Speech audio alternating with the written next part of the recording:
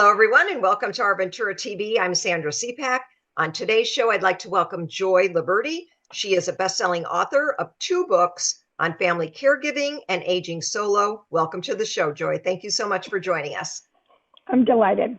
Very good. In our Optimal Aging series, we'd like to talk to you more about taking care of your own personal health, how to be financially secure, safe, and happy in your later years, and how we create a support network and get our own plans in place as we age.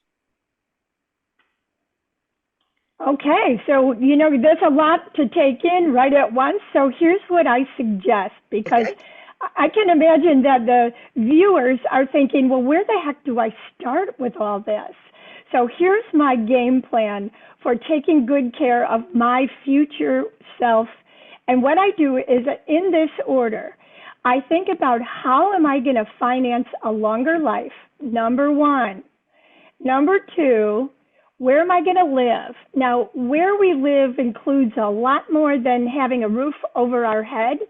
It also includes the need for services if we need them. Number three, we all know this one, get our legal documents in order. Which is so important because especially if you don't have a great support network behind you, you are your own person to do this. So it is very essential. And that is true. Having a plan is very important.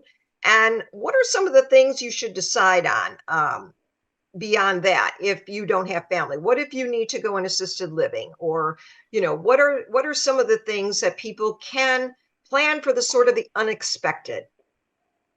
So that's a great question, because we have to remember that the relationships in our lives are ever evolving. Right. It's a revolving door of people coming in and going out. So keep in mind that if we name someone, maybe a friend of ours who might be close in age to us, there's a good chance that that person may not be there when we need them. Sometimes they move away, and then other times it's just they say, no, I really can't do this. Here's what I love to do. If I'm talking to an attorney, an elder law attorney, for example, I ask that person, what happens if I become incapacitated? How do you know if I need help? I ask the same question for financial planners. I ask the same questions for people who are in my housing network. So it's always, what's your backup plan for the financial or the legal advisors so that they can keep in touch with me when I can't keep in touch with them? Okay. And, as you go on this journey of life and, into your elder years, there's some tough medical, financial, and housing decisions, as we talked about. So we'd like to know some of the informative things that should be in place. The most important things should be in place. And do you need an attorney to do all this? I highly suggest an attorney. I've seen so many contested wills and documents that just say, hey, give that piece of artwork to my niece, and then all hell breaks loose, right? So what we should have in place is a will, no matter what, because it could spell out exactly who gets what and what to do with our finances. Also, when we do work with an attorney, we could ask that question that nobody ever asks, and that's, I understand that legal documents are great for what happens after I die, but what happens if I don't die? And I keep going on and on and on. How do these legal documents protect me, especially in the event of dementia? These are questions that the professionals in our lives really do know the answers to, because they do this all day long. So surround yourself with professionals. Right. Now, if you do have children, as many of us do, is it important to talk to your children about all this before you retire, before you start all the paperwork with an attorney? Do you sit down with your children and decide what your wishes are for caregiving, for housing, all this information. How do you go about that, and what's the proper way to handle that? In a perfect world, our children are open armed and saying, sure, mom, Right. sure, dad, let's talk about your end days. Many of them say, not a chance. I don't want to talk about this right now. So the best approach is to just tiptoe slowly into the situation. Here's a great example of what somebody can do. Make a list.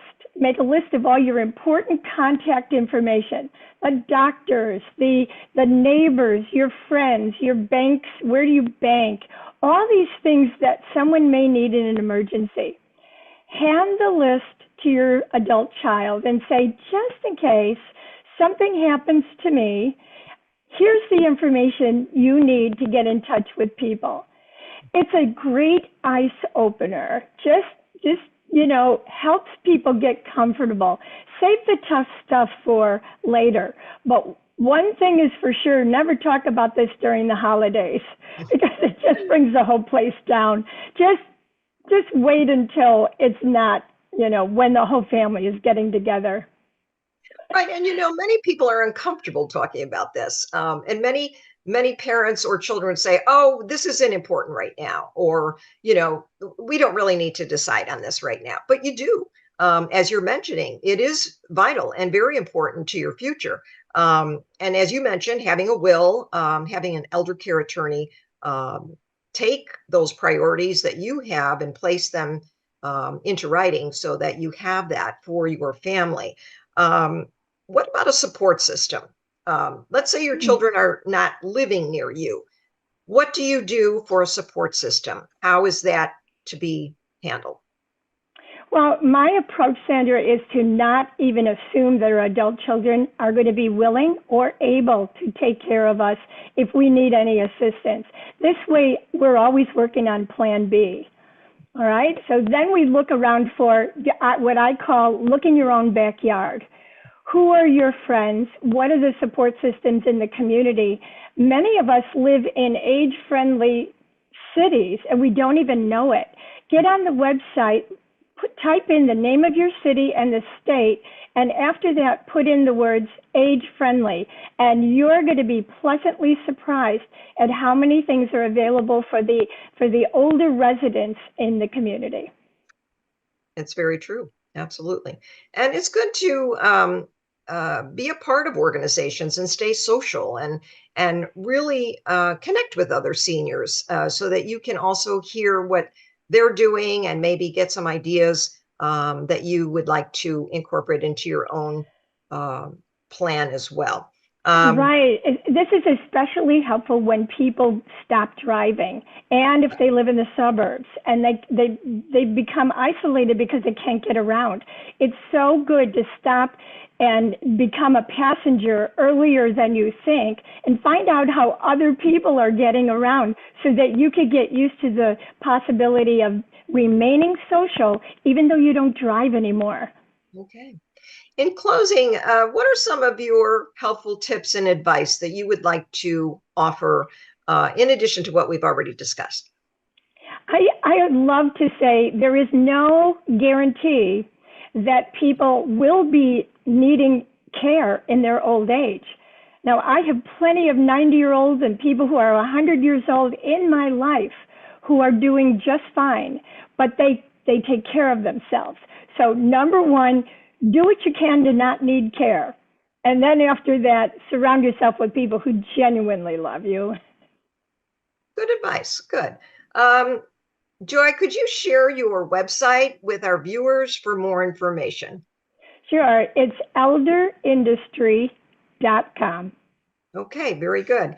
Thank you, author and speaker Joy Loverde, for all your advice on caring for yourself and also for those who are caregivers that will be taking care of you as well. We hope that everybody has listened to some of the advice that you have shared and will be able to use it. That's important. So important. Thank you for having me.